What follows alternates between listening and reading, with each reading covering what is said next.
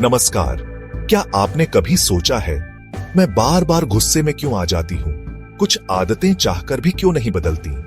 मैं हर बार एक ही भावनात्मक चक्र में क्यों फंस जाता हूँ? इसका जवाब छुपा है संखार यानी मेंटल फॉर्मेशंस में, जिन्हें बौद्ध परंपरा में पाली में संखारा और संस्कृत में संस्कारा कहा जाता है।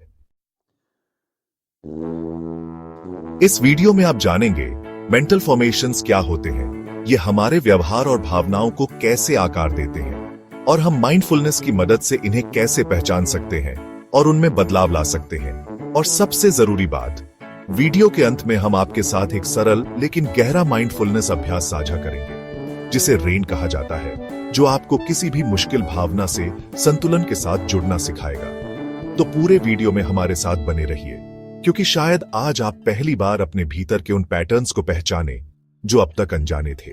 चलिए शुरू करते हैं। संखार यानी मेंटल फॉर्मेशंस क्या है? मेंटल फॉर्मेशंस का मतलब है वे भावनाएं, आदतें, विचार और इच्छाएं जो हमारे मन में बार बार आती हैं, जैसे किसी आलोचना पर तुरंत गुस्सा आना, अकेलेपन में बेचैनी होना या किसी विशेष परिस्थिति में हमेशा डर लगना। बुद्ध ने इन्हें 5 स्कंधों में से एक बताया: रूप, वेदना, संज्ञा, संखार और विज्ञान। इनका कोई स्थायी रूप नहीं होता। ये कारण और प्रभाव के आधार पर उत्पन्न होते हैं और फिर समाप्त भी हो जाते हैं। थीच नाथ हान इन्हें हैबिट एनर्जी कहते हैं, हमारी आदत निर्मित ऊर्जा जो हमें बार बार एक जैसे ढंग से प्रतिक्रिया करने के लिए प्रेरित करती है। मनोविज्ञान में यह प्रक्रिया कंडीशनिंग या हैबिट लूप्स से मिलती जुलती है। हम जैसा सोचते और करते आए हैं, वैसा ही दोहराते हैं। संखार या कहें मेंटल फॉर्मेशंस आखिर क्यों महत्वपूर्ण है? देखिए, ये हमारे व्यवहार को निर्देशित करते हैं। हम क्रोधित होंगे या शांत, दयालु बनेंगे या प्रतिशोधी, यह सब हमारे मेंटल फॉर्मेशंस पर ही निर्भर करता है। ये पुराने अनुभवों को वर्तमान में ले आते हैं, जैसे कि कोई पुराना डर किसी नई स्थिति को भी डरावना बना सकता है, और ये हमारे देखने और सोचने के तरीके को भी प्रभावित करते हैं।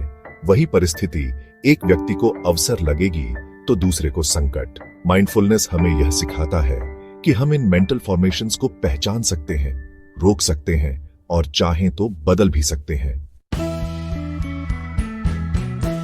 संखार यानी मेंटल फॉर्मेशंस के भी कई प्रकार होते हैं। सबसे पहले कुशल या पुण्य, जिन्हें होलसम मेंटल फॉर्मेशंस कहते हैं, करुणा, धैर्य, मैत्री और उदारता। ये सभी हमें सुख और दूसरों के साथ बेहतर संबंध की ओर ले जाते हैं। अब बात करें अकुशल या अपुण्य यानी अनहोलसम मेंटल फॉर्मेशंस की। क्रोध, ईर्ष्या, लोभ और अहंकार, ये सब अशांति लाते हैं और दुख का कारण बनते हैं। तटस्थ मेंटल फॉर्मेशंस, जैसे कि जिज्ञासा, थकान या एकाग्रता, ये अवस्थाएं न तो अच्छे हैं न बुरे। ये संदर्भ और इरादे के अनुसार बदल सकते हैं। बुद्ध का मार्गदर्शन यही है: अकुशल को जाने दें, कुशल को बढ़ाएं और तटस्थ को विवेक से उपयोग करें। माइंडफुलनेस में संखार यानी मेंटल फॉर्मेशंस के साथ कैसे काम करें? सबसे पहले पहचानें। जब ध्यान करते समय कोई भावना या विचार उभरे तो उसे नाम दें, जैसे क्रोध, चिंता या सोच। इसे मैं क्रोधित हूं नहीं, बल्कि क्रोध आ रहा है की तरह देखें। यह दूरी बनाना सीखने की पहली कड़ी है। अब स्वीकार करें, उस भावना को रोके नहीं, बस उसे जैसे है वैसे ही देखें और उसके साथ रहें।